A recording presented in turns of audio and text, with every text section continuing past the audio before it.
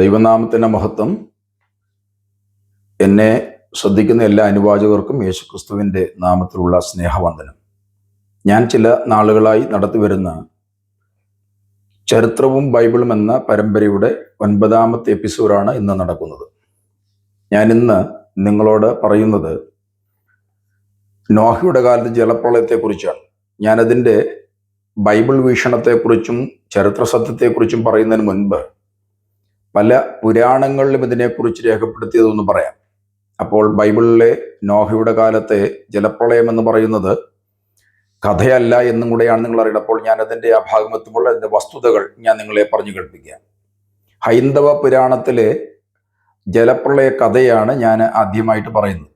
അപ്പം പുരാണം എന്ന് പറയുമ്പോൾ തന്നെ അറിയാമല്ലോ, ഇതിഹാസം എന്നർത്ഥവും അല്ലെങ്കിൽ പുരാണം എന്നുള്ള വാക്കിൻ്റെയും അർത്ഥം ലെജൻഡാണ് എന്നാണ്, അല്ലെങ്കിൽ മിത്താണ്, അല്ലെങ്കിൽ എപ്പിക്കാണ് എന്ന് പറഞ്ഞാൽ അത് ഒരു കെട്ടുകഥ എന്നുള്ള അർത്ഥമാണ് വരുന്നത്. ഞാൻ ഹൈന്ദവ പുരാണത്തിലെ ജലപ്രളയ കഥയാണ് ഞാൻ ആദ്യമായിട്ട് പറയാൻ തുടങ്ങുന്നത്. മത്സ്യപുരാണം എന്നത് നിങ്ങളൊരു വേള കേട്ട് കാണാം.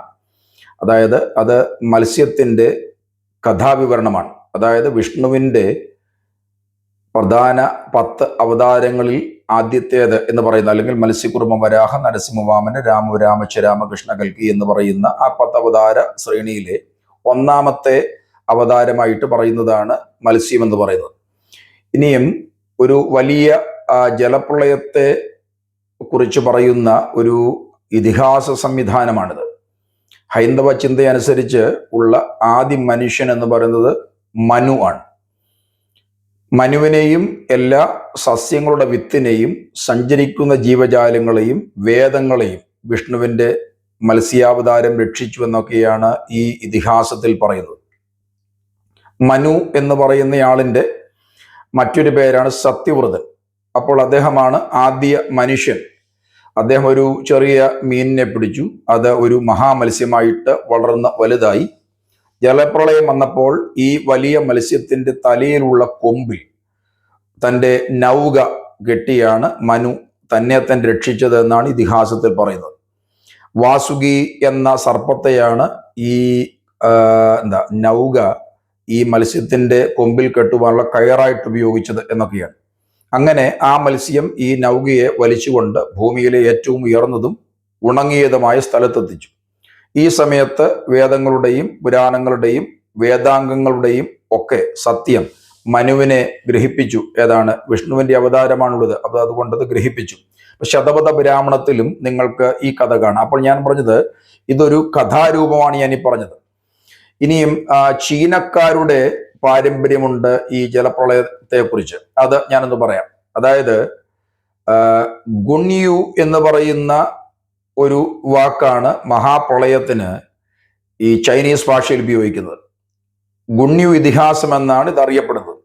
2 തലമുറകളെങ്കിലും നീണ്ടു നിന്നതായിരുന്നു ഈ ജലപ്രളയം എന്നാണ് ചൈനീസ് പാരമ്പര്യത്തിൽ പറയുന്നത്. BC 2300-നും 2200-നും ഇടയ്ക്കുള്ള സമയത്ത്, അതായത് യാവോ ചക്രവർത്തിയുടെ ഭരണകാലയളവിൽ അവരുടെ ചീന പരിഷ്കാരത്തിൻ്റെ സ്ഥാപകനായ ഫാഹിഹി മനുഷ്യവർഗത്തിന് വിരോധമായി മത്സരിച്ച നിമിത്തം ഉണ്ടായ ജലപ്രളയത്തിൽ നിന്ന് അവനും ഭാര്യയും 3 ആൺമക്കളും പെൺമക്കളും രക്ഷപ്പെട്ടു എന്നാണ് ചൈനീസ് പാരമ്പര്യ കഥയെന്ന് പറയുന്നത്. ഇനിയും ഗ്രീക്ക് പാരമ്പര്യത്തിൽ പറയുന്ന ഞാനൊന്ന് പറയാം. ഗ്രീക്ക് ഇതിഹാസത്തിൽ 3 ജലപ്രളയത്തെ പറ്റി വിവരണമുണ്ട്.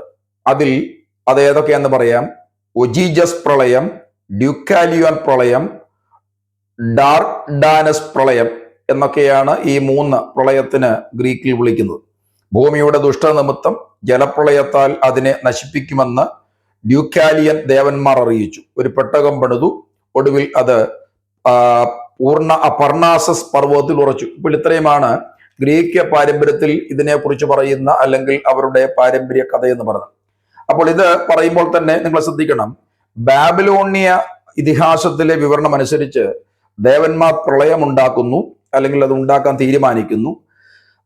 ദേവന്മാരിൽ ഒരുവനായ ഈയ തൻ്റെ വാത്സല്യഭാജനമായ ഉത്ഥനാവിഷ്ടീമനോട് ഇങ്ങനത്തെ ഒരു പ്രളയമുണ്ടാക്കുവാൻ വേണ്ടി ദേവന്മാരെല്ലാം കൂടി തീരുമാനിച്ചിട്ടുണ്ട്. അതുകൊണ്ട് അവനെ രക്ഷപ്പെടുത്തുവാൻ വേണ്ടിയുള്ള ഒരു ശ്രമം നടത്തിയിട്ട് ഒരു കപ്പൽ ഉണ്ടാക്കുവാനും അതിൽ എന്ന് പറഞ്ഞ ഒരു പ്രത്യേക അളവുകളുള്ള ഒരു കപ്പൽ ഉണ്ടാക്കുവാനും അതിൽ കടന്ന് പ്രളയത്തിൽ രക്ഷപ്പെടുവാനും വേണ്ടി ഇയ എന്ന് പറയുന്ന ദേവൻ തന്റെ ഇഷ്ടഭാജനമായ ഉത്തനാഭിഷ്ടീം എന്ന മനുഷ്യനോട് ആജ്ഞാപിച്ചു. കാറ്റും മഴയും ഉണ്ടായി 6 ദിവസം കൊണ്ട് മനുഷ്യജാതി മുഴുവൻ നശിച്ചു. 7-ാം ദിവസം ഉത്തനാഭിഷ്ടീം 3 പക്ഷികളെ ഒന്നിനു പുറകെ മറ്റൊന്നായിട്ട് കപ്പലിൽ നിന്ന് വിട്ടയച്ചു. ആദ്യം വിട്ടയച്ച പ്രാവും കുരുവിയും കപ്പലിലേക്ക് മടങ്ങി വന്നു. എന്നാൽ 3ാമത് വിട്ടയച്ച കാക്ക തിരിച്ചു വന്നില്ല. പ്രളയം അവസാനിച്ചെന്ന് മനസ്സിലാക്കി ഉത്തനാഭിഷ്ടീം കപ്പലിൽ സൂക്ഷിച്ച എല്ലാ മൃഗങ്ങളെയും വിട്ടയച്ചു. കപ്പലിൽ നിന്നിറങ്ങി ഉത്തനാഭിഷ്ടീം യാഗം കഴിച്ച് ദേവന്മാരെ പ്രസാദിപ്പിച്ചു. യാഗത്തിന്റെ വാസന ദേവന്മാർ മണത്ത് പ്രസാദിക്കുന്നു. അപ്പോൾ ഇതാണ് ഈ ബാബിലോണി ഇതിഹാസത്തിൽ പറയുന്ന കഥ എന്ന് പറയുന്നത്. അപ്പോൾ ഞാൻ പറഞ്ഞത് ഇതിനോട് തത്തുല്യമായ രീതിയിലുള്ള ഒത്തിരി കഥാവിവരണങ്ങൾ നിങ്ങൾക്ക് പല സ്ഥലങ്ങളിൽ കാണാം. മിസ്രൈമ്യരുടെ കഥയനുസരിച്ച് ദേവന്മാർ ഒരിക്കൽ ഭൂമിയിലെ വലിയ ജലപ്രളയത്താൽ ആ ഭൂമിയെ ശുദ്ധീകരിച്ചു. കുറച്ച് ഇടയന്മാർ മാത്രം ഒരു പർവ്വതത്തിൽ കയറി രക്ഷപ്പെട്ടുവെന്നാണ് മിസ്രൈമ്യർ അല്ലെങ്കിൽ ഈജിപ്തുകാരുടെ പ്രളയകഥയിൽ പറയുന്നത്. ഇനി ഇംഗ്ലണ്ടുകാരുടെ പ്രളയകഥ ശ്രദ്ധിക്കണം. മനുഷ്യന്റെ ദുഷ്ടനിമിത്തം അത്യുന്നതൻ ജലപ്രളയം അയക്കുകയും അതിൽ നിന്നും കപ്പലിൽ രക്ഷപ്പെട്ട ഒരു നീതിയുള്ള പൂർവ്വപിതാവ് മുഖാന്തരം ഭൂമിയിൽ വീണ്ടും സന്തതി ഉണ്ടായി എന്നുമൊക്കെയാണ് ആ കഥയിൽ പറയുന്നത്. പോളിനേഷ്യൻസ് കഥയിൽ പറയുന്നത് ജലപ്രളയത്തിൽ നിന്ന് ഒരു കപ്പലിൽ 8 പേർ രക്ഷപ്പെട്ട കഥ അവരുടെ ഇടയിൽ പ്രചരിച്ചിട്ടുണ്ട്. അതുപോലെ മെക്സിക്കൻസിന്റെ ഇടയിൽ ഇങ്ങനത്തെ ഒരു കഥയുണ്ട്. ഭൂമിയെ മുക്കിക്കളഞ്ഞ ഒരു ജലപ്രളയത്തിൽ നിന്ന് ഒരു മനുഷ്യനും അവന്റെ ഭാര്യയും മക്കളും കപ്പലിൽ രക്ഷപ്പെട്ടു. അപ്പോൾ ഇങ്ങനെയുള്ള കഥകൾ ഗ്രീൻലാൻഡ്, അമേരിക്കൻ, അതുപോലെ ഇന്ത്യൻസ് എന്നറിയപ്പെടുന്ന വിഭാഗങ്ങൾ, ഇവിടെയൊക്കെ നിങ്ങൾക്ക് ഇങ്ങനെയുള്ള വ്യത്യസ്തമായ കഥകൾ നിങ്ങൾക്ക് കാണാം. അപ്പോൾ റെഡിൻസിന്റെ ഇടയിൽ കഥയുണ്ട്. അപ്പോൾ ഇങ്ങനെയുള്ള വ്യത്യസ്തമായ കഥാരൂപങ്ങൾ നിങ്ങൾക്ക് മനുഷ്യരുടെ ഒക്കെ ഇടയിലുള്ള ആ കഥകൾ പല സ്ഥലങ്ങളിലും നിങ്ങൾക്ക് കാണാൻ കഴിയും. ഇനിയും ശ്രദ്ധിക്കേണ്ട ഒരു കാര്യമുണ്ട്. ഞാനിത് ഒക്കെ പറയുമ്പോൾ ഇത് ഒരു കഥയാണ് എന്നുള്ള ഒരു ചിന്ത ആൾക്കാരുടെ അല്ലെങ്കിൽ കേൾവിക്കാരുടെ മനസ്സിൽ ഒരുപക്ഷെ ഉണ്ടാകാൻ സാധ്യതയുണ്ട്. പക്ഷെ ഞാനിതിന് ചില വിവരണങ്ങൾ വ്യത്യസ്തമായിട്ട് ഞാൻ പറയാം. അതായത് ശിലാരേഖകൾ നിങ്ങൾ ശ്രദ്ധിക്കണം. 1872 ജോർജ് സ്മിത്ത് എന്ന അദ്ദേഹം നിനവയിൽ അശൂർ പാനിപ്പൽ രാജാവിന്റെ ലൈബ്രറിയിൽ നിന്നും കണ്ടുപിടിച്ചിട്ടുള്ള ശിലാരേഖകളിൽ നോഹയുടെ കാലത്തുണ്ടായ ജലപ്രളയത്തെ കുറിച്ച് പറഞ്ഞിട്ടുണ്ട്. ഇവ ജലപ്രളയത്തിനും അബ്രഹാമിനും ഇടയിലുള്ള കാലഘട്ടത്തിലെ ശിലാരേഖകളിൽ നിന്ന് പകർത്തിയിട്ടുള്ളതാണ്. കൂടാതെ പിന്നീട് ആ പുരാതന രേഖകൾ തന്നെ പലതും ഇപ്പോൾ കണ്ടുപിടിക്കപ്പെട്ടിട്ടുണ്ട്. അപ്പോൾ ഞാൻ പറഞ്ഞത് ഇങ്ങനെയുള്ളത് എന്ന് പറഞ്ഞാൽ വിശുദ്ധ ബൈബിളിൽ പറയുന്ന നോഹയുടെ കാലത്തെ ജലപ്രളയത്തിന്റെ ആ സംഭവം എന്തുകൊണ്ട് ഇങ്ങനെയുള്ള ഹൈന്ദവ പുരാണത്തിലും അതുപോലെ ബാബിലോണിയൻ ഇതിഹാസത്തിലും അതുപോലെ ഗ്രീക്ക് പാരമ്പര്യത്തിലും അതുപോലെ ഇംഗ്ലണ്ടുകാരുടെയും ചൈനക്കാരുടെയും ഒക്കെ അവരുടെ കഥാരൂപങ്ങളിൽ വന്നു എന്ന് ചോദിക്കുമ്പോൾ നിങ്ങൾ ശ്രദ്ധിക്കണം. നോഹ എന്ന് പറയുന്ന ആ മനുഷ്യൻ ആണ് പിന്നീട് വന്ന സകല മനുഷ്യരുടെയും പിതാവായിട്ട് മാറുന്നു. എന്ന് പറഞ്ഞാൽ അദ്ദേഹത്തിന്റെ കാലം വരെ ഉണ്ടായിരുന്ന സകല മനുഷ്യരും മരിച്ചുപോയി. നോഹയും അദ്ദേഹത്തിന്റെ ഭാര്യയും അതുപോലെ അദ്ദേഹത്തിന്റെ 3 ആൺമക്കളും ആ 3 ആൺമക്കളുടെ 3 പേരുടെ ഭാര്യമാരും കൂടി 8 പേർ മാത്രമാണ് ജലപ്രളയത്തിൽ രക്ഷപ്പെട്ടത്. അങ്ങനെ വരുമ്പോൾ പിന്നീട് ഭൂമിയിൽ പരന്നത് മുഴുവൻ ഇങ്ങനെയുള്ള അദ്ദേഹത്തിന്റെ സന്തതി പരമ്പരകളാണ്. അപ്പോൾ അവർ കണ്ടതും കേട്ടതും അറിഞ്ഞതും അല്ലെങ്കിൽ അവരുടെ മുത്തച്ഛന്മാരോ മുതുമുത്തച്ഛന്മാരോ പറഞ്ഞ ആ കാര്യങ്ങൾ അനുസരിച്ച് അവർ അതിന് രൂപവും ഭാവവും ഒക്കെ കൂട്ടി അവർ പിന്നീട് വിശ്വാസ വ്യതിചലനം സംഭവിച്ചപ്പോൾ അവർ ഉള്ള സ്ഥലങ്ങളിലെ വിശ്വാസമോ ആചാരമോ അല്ലെങ്കിൽ അവരുടെ കഥാരൂപങ്ങളോ ഒക്കെ അനുസരിച്ച് അതിന് ആ വ്യത്യസ്തമായ കളർ നൽകി എന്നുള്ളതാണ് സത്യം. അപ്പോൾ ഞാൻ ഈ പറഞ്ഞതൊക്കെ ഈ കഥ എന്ന് പറയുന്ന ആ ഒരു സംഭവത്തിലേക്കല്ല ബൈബിളിന്റെ വീക്ഷണം എന്ന് പറയുന്നത്. മറ്റു സ്ഥലങ്ങളിലൊക്കെ അത് കഥാരൂപങ്ങളിലായിട്ട് മാറുമ്പോൾ വിശുദ്ധ ബൈബിൾ നോഹയുടെ കാലത്ത് ജലപ്രളയത്തിന്റെ കഥ എന്നല്ല പറയുന്നത്. നോഹയുടെ കാലത്തെ ജലപ്രളയം സംഭവമാണ്. ഞാനതിന്റെ വിവരണങ്ങളൊക്കെ ഒന്നുകൂടെ മനസ്സിലാവുന്ന ഭാഷയിൽ പറയാം. ദൈവം നോഹയോട് പറഞ്ഞ ഒരു കാര്യമുണ്ട്. ഭൂമിയിൽ മനുഷ്യന്റെ ദുഷ്ടത വർദ്ധിച്ചിട്ടുണ്ട്. അതായത് ഉൽപ്പത്തി പുസ്തകം 6-ാമത്തെ അധ്യായത്തിലെ 2-ാമത്തെ പാരഗ്രാഫ് മുതൽ നമ്മൾ വായിക്കുമ്പോൾ ദൈവം അവിടെയുള്ള ദുഷ്ടജനങ്ങളുടെ നടുവിൽ നോഹയെ നീതിമാനായിട്ട് കണ്ടു, അല്ലെങ്കിൽ നോഹ നീതിമാനായിരുന്നു.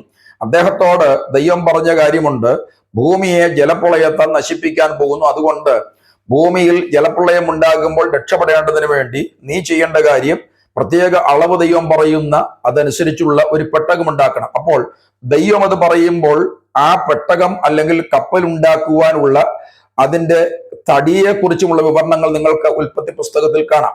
എന്ന് പറഞ്ഞാൽ ഒന്നുകൂടി പറയുന്നു, വിശുദ്ധ ബൈബിൾ എന്ന് പറയുന്നത് കഥപുസ്തകമല്ല, ഒരു ഇതിഹാസമല്ല, ഇത് ചരിത്രരേഖകളാണ്. മാത്രമല്ല സകല മനുഷ്യർക്കും ഇത് വായിക്കുവാനും മനസ്സിലാക്കുവാനും കഴിയുന്ന കാര്യമാണ്. അപ്പോൾ അതുകൊണ്ട് ബൈബിൾ ഇന്ന് അവൈലബിൾ ആണ്. അപ്പോൾ അത് കെട്ടുകഥയല്ല, കെട്ടുകഥയാണ് ബൈബിൾ എന്ന് പറയാനും വേണ്ടി ശ്രമിച്ചവർ ധാരാളമുണ്ട്. അത് ഇന്നും അതിന്റെ യത്നങ്ങളിലാണ് പലരും. പക്ഷേ അവരൊക്കെ പരാജയപ്പെട്ടു എന്നല്ലാതെ വിശുദ്ധ ബൈബിൾ ഇപ്പോഴും അജയ്യമായിട്ട് നിൽക്കുന്നു എന്നുള്ളതാണ് യാഥാർത്ഥ്യം.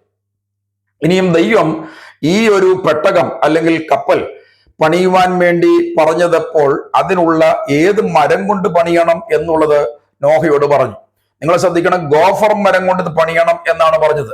നിങ്ങൾ ശ്രദ്ധിക്കേണ്ട ഒരു കാര്യമുണ്ട്, കേരള അതിർത്തിയായി നിൽക്കുന്ന പശ്ചിമഘട്ടത്തിൽ നിങ്ങൾക്ക് ഈ ഗോഫർ മരം കാണാം. അതായത് പത്തനംതിട്ട ജില്ലയിലുള്ള ഗവിയിൽ ആനച്ചാൽ ചെരുവിൽ 2 വലിയ ഗോഫർ മരങ്ങൾ നിൽപ്പുണ്ട്. ഗോഡോ കോർപ്പസ് ലജിയാന എന്നാണ് ഇതിന്റെ ശാസ്ത്രനാമം. ഞാൻ ഒന്നുകൂടി പറയാം, ഗോഡോ കോർപ്പസ് ലജിയാന എന്നാണ് ഈ പറയുന്ന ഗോഫർ മരം എന്ന് പറയുന്നതിന്റെ ശാസ്ത്രനാമം. ഏഷ്യയിൽ അപൂർവമായിട്ട് മാത്രമാണ് ഇത് കാണുന്നത്. കക്കി അണക്കെട്ടിനോട് അടുത്ത് തമിഴ്നാട് ബോർഡറിനോട് ചേർന്ന് ഉദാനി വനമേഖലയിലും ഗോഫർ മരങ്ങൾ കാണാം. ഇനിയും ഇതിന് സൈപ്രസ് മരം അല്ലെങ്കിൽ ദേവദാരു എന്നാണ് മിക്കവരും പരിഭാഷപ്പെടുത്തിയിരിക്കുന്നത്. അപ്പോൾ വളരെ കാലം നശിക്കാതെ നിൽക്കുന്നതാണ് ഈ ഗോഫർ മരത്തിന്റെ തടി എന്ന് പറയുന്നത്. അപ്പോൾ ഞാൻ പറഞ്ഞല്ലോ, സൈപ്രസ് മരം, ദേവദാരു എന്നൊക്കെയാണ് ഇതിന് പരിഭാഷകൾ കൊടുത്തിട്ടുള്ളത്. യഹൂദിയിൽ ഈ തടി കൊണ്ട് വലിയ സൗധങ്ങൾ കണിയടിപ്പിച്ചിരുന്നു. ഉദാഹരണമായിട്ട് ദാവീദ് രാജാവിന്റെ മകനായ ശലോമോൻ, ലോകചരിത്രം കണ്ടതിൽ ഏറ്റവും വലിയ ജ്ഞാനി എന്നറിയപ്പെടുന്ന അദ്ദേഹം പണി കഴിപ്പിച്ച കൊട്ടാരം, അതുപോലെ ദൈവാലയം, ഇതൊക്കെ ദേവദാരു അല്ലെങ്കിൽ സൈപ്രസ് മരം കൊണ്ടാണ് പണിഞ്ഞത്. അപ്പോൾ ഞാൻ പറഞ്ഞല്ലോ, ഈ പറയുന്ന ഗോഡോ കോർപ്പസ് ലജിയാന എന്ന് പറഞ്ഞ ശാസ്ത്രനാമമുള്ള വിശുദ്ധ ബൈബിൾ ഗോഫർ എന്ന് പറയുന്ന ആ മരം കൊണ്ട് പണിഞ്ഞു എന്നാണ് ഗണന. അപ്പോൾ ജലപ്രളയ അനന്തര ഭൂമിയിൽ സൈപ്രസ് മരം ധാരാളമായിട്ട് കൽദയിലും അല്ലെങ്കിൽ ബാബിലോണിലും അർമേനിയയിലും വളർന്നിരുന്നു എന്നുള്ളത് നിങ്ങൾക്ക് ചരിത്രം പഠിച്ചാലും ഭൂമിശാസ്ത്രമൊക്കെ അറിയാവുന്നവർക്ക് ആ കാര്യങ്ങൾ മനസ്സിലാക്കിയാൽ കാര്യങ്ങൾ മനസ്സിലാകും. അപ്പോൾ നോഹയോട് ദൈവം പറഞ്ഞത്, നീ ഒരു പെട്ടകം അല്ലെങ്കിൽ ഒരു കപ്പൽ. അപ്പോൾ ഇത് ഈ പെട്ടകം എന്ന് പറയുമ്പോൾ ചെറിയ ഒരു വള്ളമെന്നോ ചെറിയൊരു ബോട്ട് എന്നോ നിങ്ങൾ വിചാരിക്കരുത്. ഇത് വലിയ ഒരു കപ്പൽ തന്നെയാണ്. അതായത് ഒരു ചെറിയ സ്കൂൾ കളിസ്ഥലത്തിന്റെ വിസ്താരമേ ഉള്ളൂ ഇതിനെന്നൊരു വാദമുണ്ട്. എന്ന് പറഞ്ഞാൽ വളരെ ചെറിയ, അറിയാം, ഒരു പ്ലേ ഗ്രൗണ്ട് LP സ്കൂളിലും അതുപോലെ UP സ്കൂളിലും അതുപോലെ ഹൈസ്കൂളിലും ഒക്കെയുള്ള കളിസ്ഥലങ്ങൾ, അത് കോളേജിനും ഒക്കെയുള്ള കളിസ്ഥലങ്ങൾ, എല്ലാ കളിസ്ഥലങ്ങളാണ്, പ്ലേ ഗ്രൗണ്ട് ആണ്. പക്ഷെ ഇതിനെല്ലാം അളവിന് വ്യത്യാസമുണ്ട്. അപ്പോൾ അതുകൊണ്ട് ഒരു കൊച്ചു സ്കൂളിന്റെ ഒരു കളിസ്ഥലത്തിന്റെ വലിപ്പം മാത്രമേ നോഹയുടെ ഈ കപ്പലിന് ഉള്ളൂ എന്നാണ് പലരും വാദിക്കുന്നത്. എന്നാൽ ഞാൻ ഇതിന്റെ അളവൊന്ന് പറയാം. ബൈബിൾ രേഖപ്പെടുത്തിയിരിക്കുന്നത് അതിനുണ്ടാവേണ്ട നീളം 300 മുഴമാണ്, വീതി എന്ന് പറയുന്നത് 50 മുഴമാണ്, അതുപോലെ ഉയരം എന്ന് പറയുന്നത് അത് വേണ്ടത് 30 മുഴമാണ്. അപ്പോൾ ശ്രദ്ധിക്കണം, ഇത് വായിക്കുമ്പോൾ വളരെ ചെറിയതൊന്നല്ലേ എന്ന ഒരു ചിന്ത പലരുടെയും മനസ്സിലുണ്ട്. എന്നാൽ നിങ്ങൾ ശ്രദ്ധിക്കണം, നമ്മളുടെ ഒരു മുഴം, ക്യൂബിറ്റ് എന്ന് പറയുന്നത് അടിയല്ല, ഫീറ്റ് അല്ല ഈ പറയുന്നത്, ക്യൂബിറ്റ് ആണ് ഈ പറയുന്നത്. എന്ന് പറഞ്ഞാൽ നമ്മളുടെ കൈയുടെ മുട്ട് മുതൽ മുകളിലേക്ക് വിരലിന്റെ അറ്റം വരെയുള്ള ആ നീളം വെച്ചാണ് ഇത് അളക്കുന്നത്. അങ്ങനെ പറയുമ്പോൾ നമ്മളുടെ ഒരു മുഴം എന്ന് പറയുന്നത് 18 ഇഞ്ചാണ് സാധാരണയായിട്ട്. അപ്പോൾ ആ 18 ഇഞ്ച് വെച്ചുള്ള അളവ് ഞാൻ എന്ന് പറയാം. അങ്ങനെ വന്നാൽ ഏതാണ്ട് 450 അടിയാണ് നീളം, അല്ലെങ്കിൽ 135 മീറ്റർ ആണ്. അതുപോലെ വീതി എന്ന് പറയുന്നത് 18 ഇഞ്ചിൽ കൂട്ടിയാൽ 75 അടിയാണ്, അല്ലെങ്കിൽ 22.5 മീറ്റർ ആണ്. ഉയരം എന്ന് പറയുന്നത് 45 അടിയാണ്, അല്ലെങ്കിൽ 13.5 മീറ്റർ ആണ്. പക്ഷേ നിങ്ങൾ ശ്രദ്ധിക്കണം, എന്നാൽ സെമിറ്റിക് സംസ്കാരത്തിൽ അല്ലെങ്കിൽ യഹൂദന്മാരുടെ ഷിമൈറ്റ്സിന്റെ ഒക്കെ അവരുടെ ഒരു മുഴം എന്ന് പറയുന്നത് 21 ഇഞ്ചാണ്. അപ്പോൾ ഓർക്കണം, നമ്മളുടെ ഒരു മുഴം 18 ഇഞ്ചാണ്, അതുമായിട്ട് 3 മുഴം വ്യത്യാസമുണ്ട്. അങ്ങനെ നിങ്ങൾ കണക്കാക്കിയാൽ നീളം 300 മുഴം എന്ന് പറയുമ്പോൾ 525 അടിയാണ്, അല്ലെങ്കിൽ 157 മീറ്റർ ആണ്. വീതി എന്ന് പറയുന്നത് 50 മുഴമാണ്, അത് 87.5 അടിയാണ്, അല്ലെങ്കിൽ 26.25 മീറ്റർ ആണ്. ഉയരം എന്ന് പറയുന്നത് 30 മുഴം, അത് 52.5 അടിയാണ്, അല്ലെങ്കിൽ 15.6 മീറ്ററാണ്. അപ്പോൾ നിങ്ങൾ ഇതിന്റെ വ്യത്യാസം നിങ്ങൾക്ക് ഞാൻ ഈ പറഞ്ഞപ്പോൾ ഊഹം എങ്കിലും മനസ്സിലായി കാണാം. എന്ന് പറഞ്ഞാൽ നമ്മൾ പറയുന്ന മുഴമല്ലിത്. ഇത് പറയുന്നത് ബൈബിൾ ഉപയോഗിച്ചിരിക്കുന്ന എല്ലാം 21 ഇഞ്ച് വീതമുള്ള മുഴമാണ് ഈ പറയുന്നത്. അപ്പോൾ നിങ്ങൾ ശ്രദ്ധിക്കണം, ഇത് നിങ്ങളൊന്ന് കാൽക്കുലേറ്റ് ചെയ്ത് നോക്കിയാൽ ഒരു ചെറിയ കപ്പൽ എന്നാണ് വരേണ്ടത്. പെട്ടകം എന്ന് വിവർത്തനം ചെയ്തിരിക്കുന്ന എബ്രായ പദം ടെബാഹ് എന്ന് പറയുന്നതാണ്. ഒന്നുകൂടി പറയാം, ടെബാഹ് എന്ന് പറയുന്ന ഒരു എബ്രായ പദമാണ്. മലയാള പരിഭാഷകളിലൊക്കെ പെട്ടകം എന്ന് വിശുദ്ധ ബൈബിൾ രേഖപ്പെടുത്തിയിരിക്കുന്നത്. ഈ പദം പിന്നീട് ബൈബിൾ കാണുന്ന ഏക സ്ഥലം എന്ന് പറയുന്ന പുറപ്പാട് പുസ്തകം, അല്ലെങ്കിൽ വിശുദ്ധ ബൈബിളിലെ രണ്ടാമത്തെ പുസ്തകമായ പുറപ്പാട് പുസ്തകം 2-ാം അധ്യായത്തിന്റെ 3-5 വാക്യങ്ങളാണ്. അവിടെ മോശെ എന്ന് പറയുന്ന ഇസ്രായേലിന്റെ വിമോചകനായി ദൈവം കണ്ടുവച്ച അദ്ദേഹത്തിന്റെ ചെറുപ്പകാലത്ത് മോശക്കുഞ്ഞിനെ കിടത്തിയ പെട്ടിക്കാണ് പെട്ടകം എന്ന് പറയുന്ന, അല്ലെങ്കിൽ ടെബാഹ് എന്ന് പറയുന്ന പദം ഉപയോഗിച്ചിരിക്കുന്നത്. അപ്പോൾ ഞാൻ പറഞ്ഞത്, ഇങ്ങനെയുള്ള വ്യത്യസ്തതകളും അതുപോലെ അതിന്റെ യാഥാർത്ഥ്യങ്ങളും എന്റെ കേൾവിക്കാർ മനസ്സിലാക്കണം. നോഹയുടെ കാലത്തെ ജലപ്രളയം ഒരു കഥയായിട്ട് നിങ്ങൾ മനസ്സിലാക്കരുത്. ഇത് ചരിത്ര സംഭവമാണ്. അതും കൂടെ എന്തൊക്കെയാണെന്ന് ഞാൻ പറഞ്ഞു വരാം. നോഹ എത്ര നാൾ പ്രസംഗിച്ചു എന്ന ഒരു ചിന്ത പലരുടെയും മനസ്സിലുണ്ട്. അതായത് മിക്കവരും പറയുന്നത് 120 വർഷം നോഹ പ്രസംഗിച്ചു എന്നാണ്. പക്ഷെ വിശുദ്ധ ബൈബിൾ അതിന് തെളിവ് നൽകുന്നില്ല. ഉൽപ്പത്തി പുസ്തകം 6-ാം അധ്യായത്തിന്റെ 1 മുതൽ 3 വരെയുള്ള വാക്യങ്ങൾ ശ്രദ്ധിക്കുക. മനുഷ്യൻ ഭൂമിയിൽ പെരുകി തുടങ്ങി. അവർക്ക് പുത്രിമാർ ജനിച്ചപ്പോൾ ദൈവത്തിന്റെ പുത്രന്മാർ മനുഷ്യരുടെ പുത്രിമാരെ സൗന്ദര്യമുള്ളവരെന്ന് കണ്ടിട്ട് തങ്ങൾക്ക് ബോധിച്ച ഏവരെയും ഭാര്യമാരെ എടുത്തു. അപ്പോൾ യഹോവ, മനുഷ്യനിൽ എന്റെ ആത്മാവ് സദാകാലവും വാദിച്ചുകൊണ്ടിരിക്കുകയില്ല. അവൻ ജഡം തന്നെയല്ലോ, എങ്കിലും അവന്റെ കാലം അല്ലെങ്കിൽ ആയുഷ്കാലം 120 സംവത്സരം എന്ന് അരുളി ചെയ്തു. അപ്പോൾ ഇത് 120 എന്ന് പറയുന്ന ഒരു കാര്യം നിങ്ങൾക്ക് ഇവിടെ കാണുന്നത് കൊണ്ട് വായനയിൽ ഈ 120 എങ്ങനെയോ വന്ന് ഭവിച്ചതും, അല്ലെങ്കിൽ ചിന്തയിൽ എങ്ങനെയോ 120 എന്ന് പറയുന്ന ആ വർഷക്കണക്ക് വന്നതുകൊണ്ട് ആണ് പലരും അറിയാതെ എങ്കിലും പണ്ട് ആരോ പറഞ്ഞു പിടിപ്പിച്ച 120 വർഷം എന്ന് പറയുന്നത് അത് ശരിയോ തെറ്റോ എന്ന് ഒന്ന് വിചിന്തനം ചെയ്യാതെ പുറകെ വന്നവരും അതിന്റെ പ്രഭാഷകരും അതുപോലെ പിന്നീട് വന്ന ഈ കാര്യങ്ങളെ കുറിച്ച് പറയുന്നവരും ഒക്കെ 120 വർഷം നോഹ പ്രസംഗിച്ചു എന്നൊക്കെയാണ് പറയുന്നത്. ഞാൻ ദൈവത്തിന്റെ പുത്രന്മാര് ആരാണെന്നുള്ളതിനെ കുറിച്ച് ഞാൻ ഇതിന്റെ മുൻ എപ്പിസോഡിൽ 8-ാമത്തെ എപ്പിസോഡിൽ ഞാൻ വിവരണം പറഞ്ഞിട്ടുള്ളത് കൊണ്ട് ഞാനത് പറയുന്നില്ല. അപ്പൊ ഞാൻ 120 എന്ന് പറയുന്നത് എങ്ങനെയാണ് വായനയിലോ കേൾവിയിലോ അല്ലെങ്കിൽ മനസ്സിൽ ഉടക്കിയത് എന്ന് അറിയാൻ വേണ്ടി മാത്രമാണ് ഞാൻ ആ വാക്യം ഇവിടെ വായിച്ചു കേൾപ്പിച്ചത്. അപ്പോൾ നിങ്ങൾ ശ്രദ്ധിക്കണം, ഇങ്ങനെ ഒക്കെ കരുതുമ്പോൾ ആണ് പലർക്കും ഈ പറയുന്ന 120 എന്ന് പറയുന്ന ഒരു വർഷക്കണക്ക് പലരുടെയും മനസ്സിൽ ഉടക്കിയത്. അപ്പോൾ നിങ്ങൾ ശ്രദ്ധിക്കണം, നോഹയ്ക്ക് 500 വയസ്സായ ശേഷം ഷേം, ഹാം, യാഫത്ത് എന്നീ 3 പുത്രന്മാരെ ജനിപ്പിച്ചു എന്നാണ് ഉൽപ്പത്തി പുസ്തകം 5-ാമത്തെ അധ്യായം 32-ാമത്തെ വാക്യം വായിക്കുന്നത്. നോഹയുടെ 600-ാം വയസ്സിലാണ് ജലപ്രളയം ഉണ്ടായത്. അപ്പോൾ നിങ്ങൾ ശ്രദ്ധിക്കണം, ഉൽപ്പത്തി പുസ്തകം 7-ാം അധ്യായത്തിന്റെ 6-ാമത്തെ വാക്യമാണ് ഞാൻ പറഞ്ഞത്. നോഹയുടെ 600-ാം വയസ്സിലാണ് ജലപ്രളയം ഉണ്ടായത്. ഇനി ശ്രദ്ധിക്കണം, നോഹയുടെ 500 വയസ്സായ ശേഷം ആണ് ഷേം, ഹാം, യാഫത്ത് എന്ന് പറഞ്ഞ 3 പുത്രന്മാരെ ജനിപ്പിക്കുന്നത്. അപ്പോൾ നിങ്ങൾ ശ്രദ്ധിക്കണം, അവർ വളർന്ന് ഏതാണ്ട് അവർക്ക് ഭാര്യമാരുമുണ്ട് ജലപ്രളയ സമയത്ത്. അപ്പോൾ നിങ്ങൾ ശ്രദ്ധിക്കേണ്ട ഒരു കാര്യമുണ്ട്, അന്ന് നോർമലായിട്ട് ഒരു നോർമൽ രീതിയിൽ അതിന് മുമ്പും പിൻപും വിവാഹം കഴിച്ചവരുണ്ട്. എന്നാൽ അന്ന് ഒരു സാധാരണ രീതിയിൽ ഒരു പുരുഷൻ വിവാഹം കഴിക്കുന്ന 40-ാമത്തെ വയസ്സിലാണ്.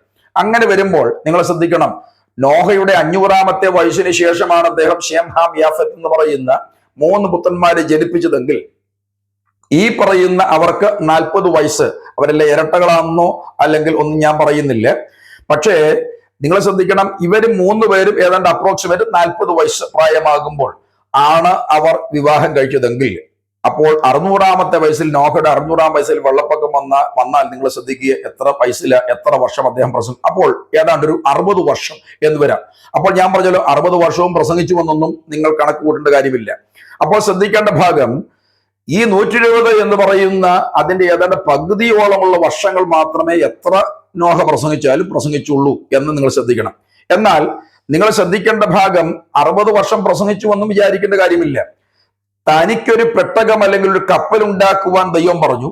അപ്പോൾ 60 വർഷം കൊണ്ടാണോ ഈ കപ്പൽ ഉണ്ടാക്കുന്നത്? അല്ലല്ലോ. അപ്പോൾ നോഹ എന്ന് പറയുന്ന ആ മനുഷ്യൻ ഈ പെട്ടകം പണി എന്ന് പറയുന്ന, അല്ലെങ്കിൽ ബാബിലോണ്യ പാരമ്പര്യം അനുസരിച്ച് നോഹ എന്ന് പറഞ്ഞ അദ്ദേഹം ഒരു നഗരത്തിന്റെ രാജാവായിരുന്നു. അപ്പോൾ അങ്ങനെ വന്നാൽ തന്നെ സഹായിക്കുവാനും തന്റെ പണിക്കാരും ധാരാളമുണ്ട്. അപ്പോൾ ഇവരിങ്ങനെ പണിയുന്നു, നോഹ എന്ന് പറഞ്ഞാൽ പ്രസംഗിച്ചു എന്ന് പറയുമ്പോൾ നിങ്ങൾ ശ്രദ്ധിക്കണം, 60 വർഷം കൊണ്ടൊന്നുമല്ല അല്ലെങ്കിൽ വലിയൊരു അല്ലെങ്കിൽ ഒരു കപ്പലൊന്നും നിർമ്മിച്ചു വരുന്നത്. നിങ്ങൾക്ക് ഇപ്പോഴത്തെ പോലെ അല്ലെങ്കിലും ഉരുക്ക് വെച്ചുണ്ടാക്കുന്ന അല്ലെങ്കിലും തടി വെച്ച് ഇപ്പോഴും നിങ്ങൾക്കറിയാം ബേപ്പൂർ ഭാഗങ്ങളിൽ ഇപ്പോഴും ഉരുവെന്നാണ് സാധാരണ എന്ന് പറയുന്നത്. കടലുകളിലേക്ക് പോകുന്ന വലിയ ഉരുക്കൾ അല്ലെങ്കിൽ ഒരു സാമാന്യ കപ്പൽ ഒക്കെ ഉണ്ടാക്കുന്ന ഇപ്പോഴും രീതിയുണ്ട്. അപ്പോൾ ബേപ്പൂർ എന്ന് പറയുന്ന സ്ഥലത്തൊക്കെ ഇപ്പോഴും നടക്കുന്നുണ്ട്. അങ്ങനെ തടി വെച്ചുള്ള നൗകകൾ ഉണ്ടാക്കുന്നവർ ഇപ്പോഴുമുണ്ട്. അപ്പോൾ ഞാൻ പറഞ്ഞത് നോഹയുടെ പ്രസംഗത്തിന്റെ കാലയളവാണ് ഞാൻ പറഞ്ഞത്. ഇനിയും ശ്രദ്ധിക്കണം, നോഹയുടെ ഞാൻ പറഞ്ഞല്ലോ ബാബിലോണിയ പാരമ്പര്യം അനുസരിച്ച് നോഹ എന്ന് പറയുന്ന നോഹയുടെ വീടെന്ന് പറയുന്നത് ഫാറ എന്ന സ്ഥലത്തായിരുന്നു. ഫ്രാത്ത് നദിയുടെ തീരത്തായിരുന്നു ഈ പട്ടണം, അല്ലെങ്കിൽ ഇപ്പോഴത്തെ യൂഫ്രട്ടീസ് എന്ന് പറയുന്ന നദിയുടെ തീരത്തായിരുന്നു ഈ ഫാറ എന്ന് പറയുന്ന ഈ പട്ടണം. ആകയാൽ കപ്പൽ പണി, നദിയിലൂടെയുള്ള യാത്ര എന്നിവയൊക്കെ നോഹയുടെ ബാല്യം മുതൽ തന്നെ അദ്ദേഹത്തിന് പരിചിതമായ കാര്യമായിരുന്നു. നോഹ ഞാൻ മുമ്പേ പറഞ്ഞല്ലോ ഫാറ എന്ന ഈ പട്ടണത്തിന്റെ രാജാവായിരുന്നു. അപ്പോൾ അങ്ങനെ വരുമ്പം പെട്ടകം അല്ലെങ്കിൽ ആർക്ക് അല്ലെങ്കിൽ ഈ കപ്പൽ പണിയുന്നതിനും മൃഗങ്ങൾക്ക് വേണ്ട ആഹാരം സംഭരിക്കുന്നതിനും ആയിരക്കണക്കിന് ആൾക്കാരുടെ സേവനം അദ്ദേഹത്തിന് ലഭിച്ചിരുന്നു. അവരാരും ഇതിന്റെ അകത്ത് കയറിയില്ല, പ്രസംഗം കേട്ട് കയറി എന്നുള്ള സത്യമാണെങ്കിലും അവരൊക്കെ തന്റെ നിർദ്ദേശമനുസരിച്ച് ഈ ഫാറ എന്ന് പറയുന്ന രാജ്യത്തെ രാജാവായിരുന്നു എന്നൊക്കെ ബാബിലോണിയ ആ പാരമ്പര്യത്തിൽ പറയുമ്പോൾ ആകാം, അല്ലായിരിക്കാം. അതിന് വേറെ തെളിവുകളൊന്നും ബൈബിൾ പറയുന്നില്ല, ചരിത്രവും പറയുന്നില്ല. അപ്പോൾ ഇനിയും രാജാവാണെങ്കിൽ അദ്ദേഹത്തിന് ആയിരക്കണക്കിന് തന്റെ ആൾക്കാരുടെ സേവനങ്ങൾ ഒക്കെ ഇതിനു വേണ്ടി ഈ കപ്പൽ നിർമ്മിക്കും. അതുപോലെ അതിൻ്റെ അകത്ത് കയറുന്ന മൃഗങ്ങൾക്ക് ഉള്ള ആഹാരം സംഭരിക്കുന്നതിന് നമുക്ക് ലഭിച്ചിട്ടുണ്ട് എന്നുള്ളത് നമുക്ക് മനസ്സിലാക്കുന്നതിന് വിരോധമില്ല. ഇനിയും ശ്രദ്ധിക്കേണ്ടത്, ഇത്രയും വലിയ വിശുദ്ധ ബൈബിൾ വിവരിക്കുന്ന രീതിയിലുള്ള ഇത്രയും വലിയ ഒരു ജലപ്രളയം സാധ്യമാണോ എന്നുള്ളതാണ് നമ്മൾ അറിയേണ്ടത്. ഉൽപ്പത്തി പുസ്തകം 7-ാമത്തെ അധ്യായം അതിന്റെ 12-ാമത്തെ വാക്യം വായിക്കുമ്പോൾ 40 പകലും 40 രാവും ഭൂമിയിൽ മഴ പെയ്തുകൊണ്ടേയിരുന്നു എന്ന് പറഞ്ഞാൽ 960 മണിക്കൂർ. ഇനി ശ്രദ്ധിക്കണം, ഇങ്ങനെ ഏതാണ്ട് 40 രാവും 40 പകലും അല്ലെങ്കിൽ 960 മണിക്കൂർ കണ്ടിന്യൂസ് ആയിട്ട് മഴ പെയ്താലും എന്ന് പറഞ്ഞാൽ നമ്മുടെ നാട്ടിലൊക്കെ പറയുമല്ലോ ഈ തുമ്പിക്കയുടെ വണ്ണത്തിൽ മഴ പെയ്യുക. അങ്ങനെ ആരും ഇതുവരെ മഴ പെയ്ത് കണ്ടിട്ടില്ല. ഇനി ഇവിടുത്തെ ശാസ്ത്ര കുതികൾ പറയുന്നത് തുമ്പിക്കൈ വണ്ണത്തിൽ മഴ പെയ്താലും 40 രാവും 40 പകലും 960 മണിക്കൂർ മഴ പെയ്താലും ഭൂമി വെള്ളം കൊണ്ട് നിറയില്ലെന്നാണ്. അപ്പോൾ നിങ്ങൾ ശ്രദ്ധിക്കണം. എന്നാൽ വിശുദ്ധ വേദപുസ്തകം പറയുന്ന മറ്റൊരു വാക്യം ശ്രദ്ധിക്കണം. ഉൽപ്പത്തി പുസ്തകം 7-ാം അധ്യായത്തിന്റെ 24-ാമത്തെ വാക്യമാണ്. 150 ദിവസങ്ങൾ ഭൂമിയിൽ വെള്ളം പൊങ്കൊണ്ടിരുന്നു. അപ്പോൾ വെള്ളം എന്ന് പറയുന്ന ആ ഒരു കാര്യം അത് മഴ പെയ്ത് നിറഞ്ഞെങ്കിൽ ഞാൻ പറഞ്ഞല്ലോ അത് 40 ദിവസം. എന്നാൽ 150 ദിവസം വെള്ളം ഇതാ ഉയർന്നുകൊണ്ടിരുന്ന ഭൂമിയിൽ എന്നാണ് വിശുദ്ധ ബൈബിളിന്റെ രേഖ. അപ്പോൾ ആഴിയുടെ ഉറവുകൾ തുറന്നതാണ് ഇതിന് കാരണം. ഉൽപ്പത്തി പുസ്തകം 7-ാം അധ്യായത്തിന് 11-ാമത്തെ വാക്യത്തിൽ വായിക്കുന്നത്, അന്ന് ആകാശത്തിന് കിളിവാതിലുകൾ തുറന്നു. പഴയ ഭാഷയാണ്, അവിടെ കിളിവാതിൽ വെച്ചൊന്നുമല്ല.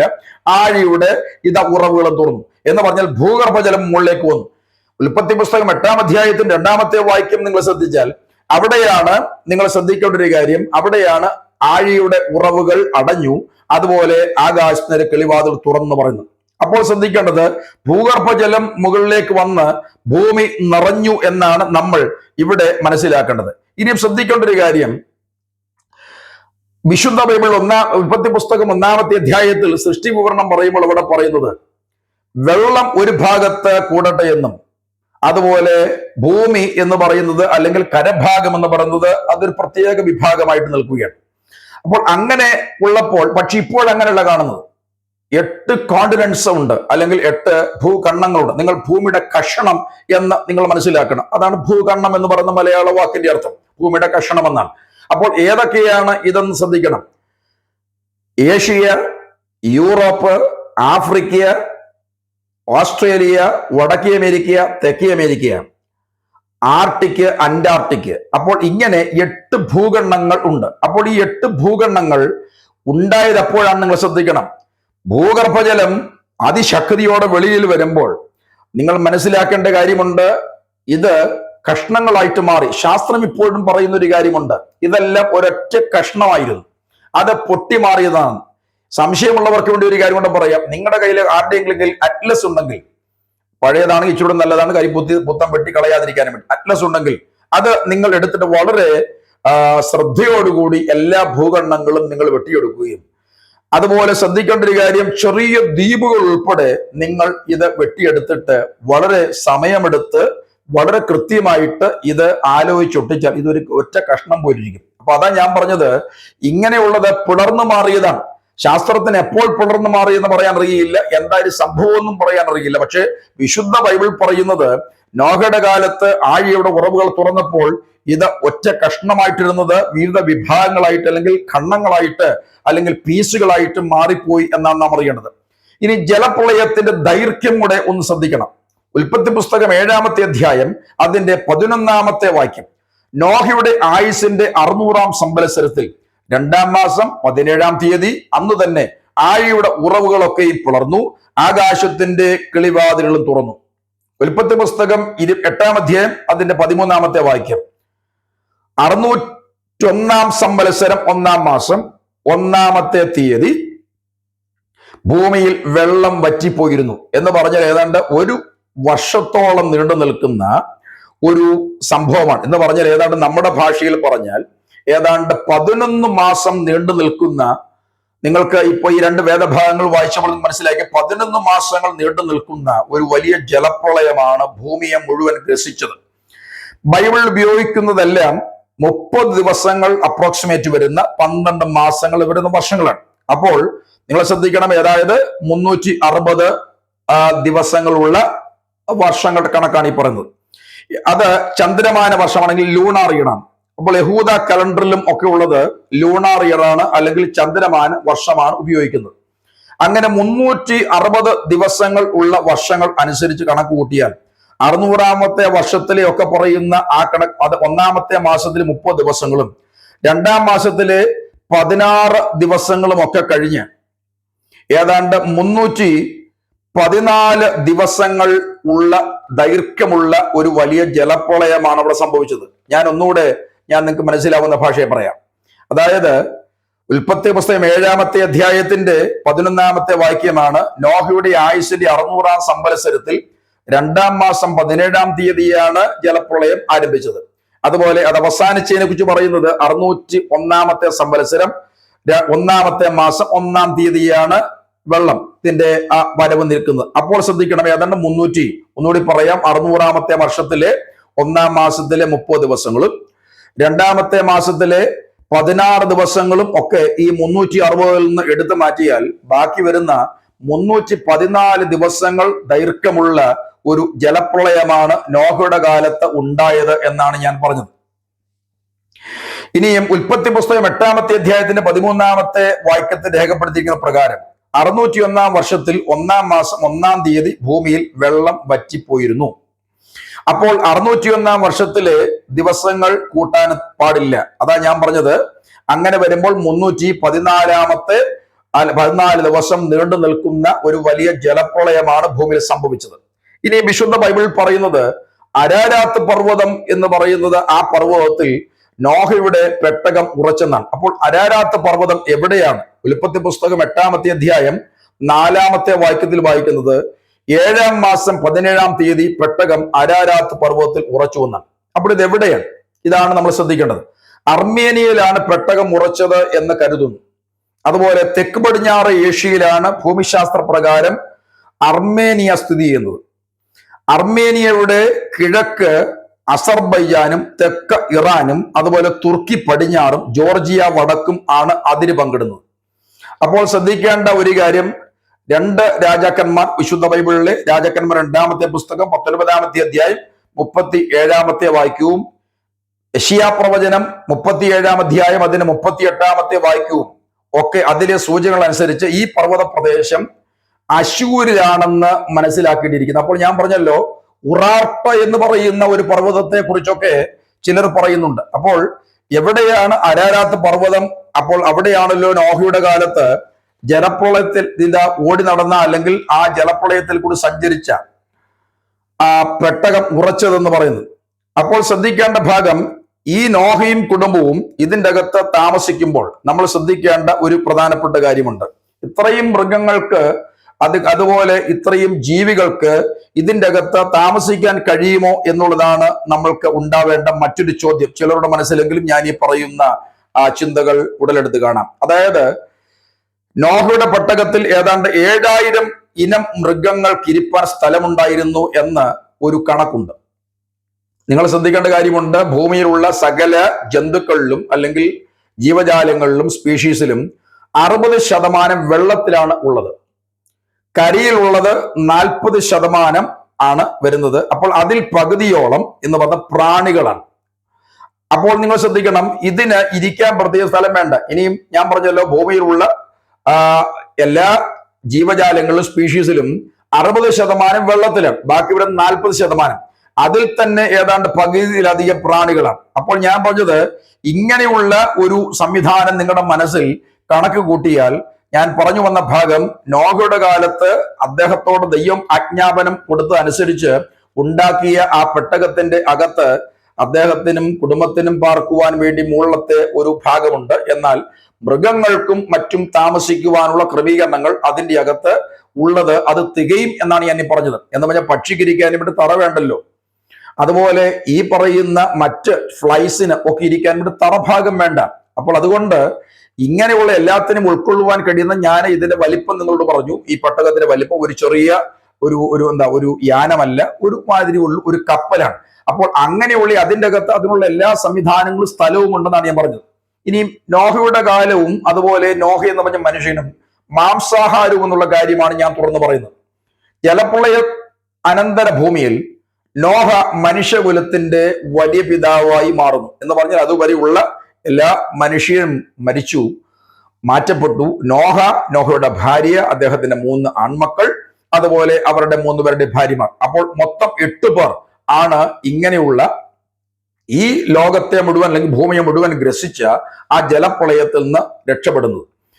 അപ്പോൾ അങ്ങനെ വരുമ്പോൾ അദ്ദേഹമാണ് പിന്നീടുള്ള സകല മനുഷ്യരുടെയും, എന്ന് പറഞ്ഞാൽ അത് കറുത്തവനാവട്ടെ, വെളുത്തവനാകട്ടെ, അതുപോലെ നീഗ്രോ ആകട്ടെ, ഇനി സായിപ്പാകട്ടെ, ഇന്ത്യക്കാരനാവട്ടെ, ചൈനക്കാരനാവട്ടെ, എല്ലാവരുടെയും പിതാവ് എന്ന് പറയുന്നത് നോഹയാണ്.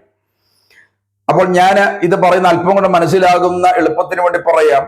നമ്മൾ ഈ പല ജാതികളെയും വിഭാഗങ്ങളെയും ഉപജാതികളെയും ഒക്കെ പറയുമ്പോൾ ആകെപ്പാട് ഇന്ത്യ എന്ന് പറഞ്ഞ വിശാലമായി ഈ രാജ്യത്തുൾപ്പെടെ 3 റേസ് അല്ലെങ്കിൽ 3 വർഗങ്ങൾ മാത്രമേ ഉള്ളൂ.